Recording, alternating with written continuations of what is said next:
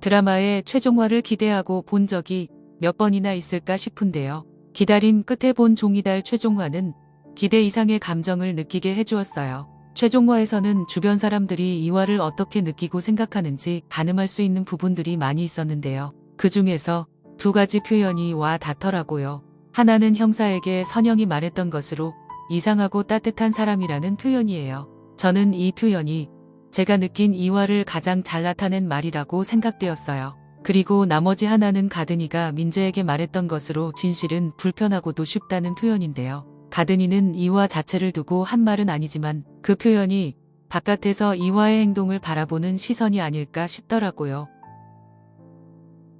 이화는 민재의 지필실을 정리하면서 연락을 하는데요. 이화의 상황을 모르는 민재는 자신의 불편함만 내세워서 나를 세우네요. 당신한테서 나가게 해달라고요. 이 부분은 원작에서도 남주인공이 여주인공에게 하는 말이긴 하지만 드라마의 흐름에서는 살짝 뜬금없다는 생각이 들더라고요.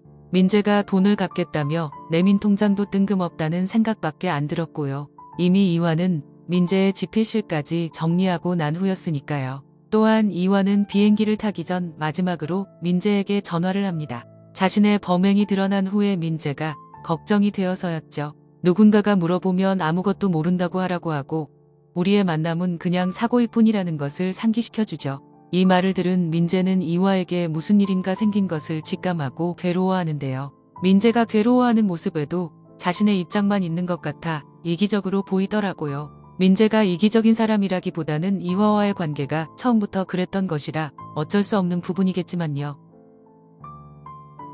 9화 마지막 장면이 이화가 괴한의 습격을 당해서 기절한 것이었잖아요. 다른 반전 없이 이화를 공격한 사람은 루리의 남자친구였네요. 루리는 기절한 이화의 손가락을 자르려는 남자친구에게 더 큰 돈을 받아내자고 설득해서 돌려보냅니다. 하지만 도망가려는 계획을 세우던 루리는 다시 인질로 붙잡히는데요. 이화는 또다시 루리를 구하려고 앞뒤 가리지 않고 자신을 던지네요. 가족도 친구도 아닌 사람을 3번이나 구해주는 이화도 그녀가 당연히 협박에 응할 거라고 생각하고 일을 벌이는 루리의 남자친구도 이상하긴 하죠. 아무튼 이화는 태민이 맡긴 5억을 유리창까지 깨서 날려버립니다. 이화가 비상탈출용 망치로 유리를 깼을 때 뛰어내리는 줄 알고 깜짝 놀랐어요. 일본 영화 종이달에서 여주인공이 횡령 혐의로 추궁을 받던 중 그렇게 탈출을 하던 장면이 떠올라서요. 드라마에서는 이 장면이 루리의 탈출을 위한 것이었네요. 루리는 이화가 마련해준 5천만 원을 챙겨서 떠나지 않고 숙자의 예금까지 탐내다가 결국 이렇게까지 된 것이었는데요. 너무 안타깝게도 루리는 자살을 하고 말죠. 이화는 떠나기 전 기현에게 자신과 부모님을 돌봐줘서 진심으로 고마웠다는 말을 합니다. 기현은 갑자기 회사까지 찾아와서 그런 말을 하는 이화의 행동을 보고도 전혀 이상하다는 생각을 못하네요. 자아도취에 빠져 아내에게서 마땅히 받아야 하는 감사 인사로만 느껴서 그런 것 같아요. 이 모습은 이화의 마지막 통화로 무슨 일이 생긴 것을 직감한 민재와 비교가 되더라고요. 이화가 두 남자의 장점만 가진 사람을 만났더라면 좋았을 텐데 말이죠. 아마도 이화는 기현에게서 받은 상실감을 상쇄시켜줄 수 있는 부분에만 집중해서 민재를 선택한 것이겠죠. 이화가 기현에게 남긴 돈 상자를 보니 다시 한번 결혼 생활에서 느낀 사람에 대한 상처가 느껴졌어요. 기현은 악한 마음으로 아내에 대한 지출 장부를 작성한 것은 아니겠죠. 자신의 열등감을 해소시켜주는 도구로 활용했을 수도 있고요. 하지만 그것이 이화에게는 그동안 남편에게 어렴풋이 느꼈던 무시에 대한 증거가 되었을 거예요. 그리고 이화가 남긴 돈을 본 기현은 이해할 수 없었던 그녀의 행동에 조금은 책임을 느꼈을 것 같아요. 실제로 집에 와서 눈물을 흘리며 이화를 안타까워하기도 했으니까요. 하지만 기현은 형사에게 이화랑 쇼윈도 부부였고 곧 이혼할 예정이었다고 하죠. 눈물을 흘린 것은 알러지가 있어서라고 하고요. 누가 봐도 엄청 슬픈 얼굴을 하고서 그런 말을 하는 모습을 보니 한결같다는 생각이 들었어요. 또한 이화가 떠나기 전 기현에게 당신은 변함없이 이럴 거라고 말했던 장면도 떠올랐고요. 이화는 자신의 횡령이 밝혀져도 기현은 변함없이 잘 살 거라고 믿었던 것 같아요. 실제로 기현은 자신이 그토록 원하던 사장 자리까지 올라간 듯하죠. 7화에서 이화가 부사장 아내에게 의미심장한 말을 했었는데요. 어린 시절 자신이 기억하는 것은 한 가지밖에 없다고요. 부사장 아내는 그 말을 듣고 뭔가 불편해 보였고 이화 역시 다른 때와는 달리 경계하는 모습이었죠.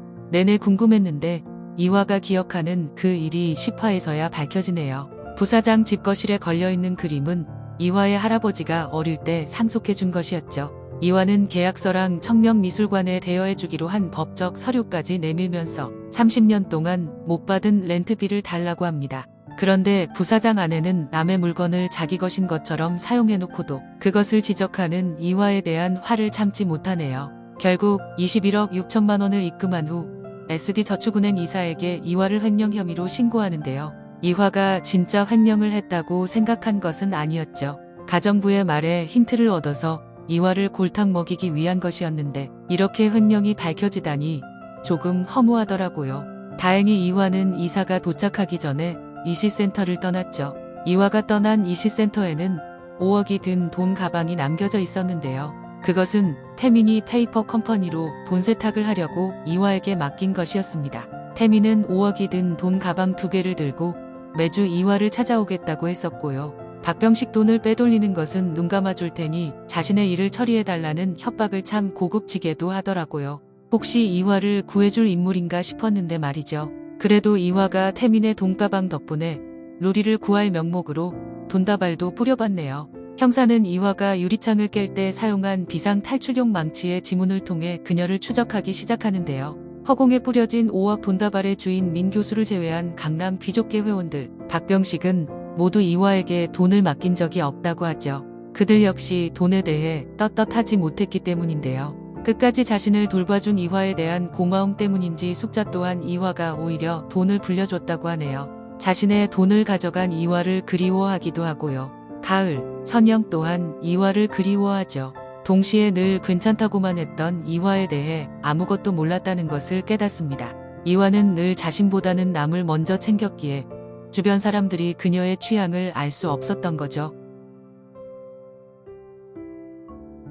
태국에 도착한 이화는 자신에게 관심을 가지는 남자를 피해서 도망을 가다가 어린아이와 부딪히는데요. 어린 남자아이는 마약 운반책으로 이용당하는 듯 보였어요. 이화는 아이를 데려가려는 남자가 자신의 머리에 총을 겨누는데도 끝까지 물러서지 않더라고요. 이때 어린 시절 이화가 가을이에게 했던 말이 떠올랐는데요. 물에 빠진 가을이를 위해 수영도 못하는 이화가 뛰어든 이유는 구할 수 없어도 같이 빠질 순 있기 때문이었죠. 그런 이화였기에 아이만 두고 도망갈 수 없었던 거죠. 다행히 경찰이 나타나서 남자는 체포되고 그 사이 이화는 아이를 데리고 도망을 갑니다. 하지만 인터폴 적색 수배가 내려진 이화를 알아보고 태국 경찰의 추적도 시작되네요. 이화는 아이를 집까지 무사히 데려다 주는데요. 게스트하우스를 하는 아이의 집에서 자살 시도를 하려는 손님까지 구해주네요. 이화가 손님에게 여기서 멈추지 않아도 돼요. 당신도 계속 흘러갈 수 있어요 라고 하는 말은 자신이 듣고 싶었던 말이겠죠. 이쯤 되니 이화가 구해준 사람이 도대체 몇 명인가 싶네요. 뜬금없이 이화가 은행 직원 말고 간호사나 의사, 소방관, 사회복지사가 되었으면 좋았겠다 싶은 생각도 들었어요. 또한 이렇게 많은 사람을 구했는데 이화를 구해주는 사람은 왜 없나 하는 안타까움이 드라마가 끝날 때까지 들더라고요. 이화의 마지막 모습은 다가오는 발걸음 소리에 눈물이 고인 채 뒤를 돌아보는 모습이었는데요. 처음에는 태국 형사라고 생각했어요.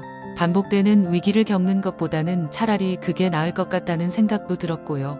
사실 원작 소설도 마지막이 그런 느낌이었으니까요. 그런데 그 전에 4화에서 등장했던 장면이 재현되었던 것이 걸리더라고요. 이화가 손으로 태양을 가린 후 달이 태양을 가리는 장면이었죠. 그때는 이화가 본격적으로 민재와 관계를 갖고 횡령을 시작하면서 가짜 행복에 취해 있을 때였는데요. 그래서 혹시 민재가 이화를 찾아서 온 것일까 하는 생각도 하게 되었어요. 만약 진짜로 민재가 찾아온 것이라면 이번에는 이화보다 민재가 치를 대가가 더 크겠네요. 종이달은 마지막 장면까지도 긴장을 하게 하는군요. 이화의 인생을 간접 경험하면서 결국 단 한 번도 마음 편히 볼 수 없었던 레전드 드라마인 것 같아요. 이상으로 드라마 종이달 최종화에 대한 리뷰를 마치겠습니다.